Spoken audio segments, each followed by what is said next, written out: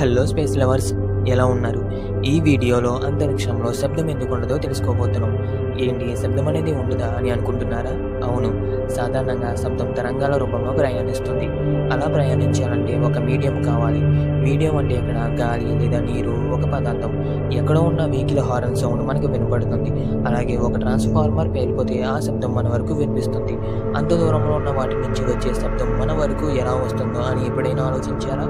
మన భూమి మీద గాలి ఉండడం వల్ల వాటి నుంచి వచ్చే శబ్ద తరంగాలు గాలిలో ప్రయాణించి మన వరకు చేరతాయి. కానీ అంతరిక్షంలో అసలు గాలి అనేదే లేదు. అందువల్ల అక్కడ ఎంత పెద్ద శబ్దమైనా కూడా వినిపించదు. మీరు అంతరిక్షంలో నక్షత్రాలు పేలిపోతాయని విని ఉంటారు, వీడియోస్ కూడా చూసి ఉంటారు. కానీ ఎప్పుడు వాటి శబ్దం విని ఉండరు. అది అంతరిక్షంలో గాలి లేకపోవడం వల్ల. అందుకనే అంతరిక్షంలో ఎంత పెద్ద విస్ఫోటనం జరిగినా అది మనకు వినపడదు.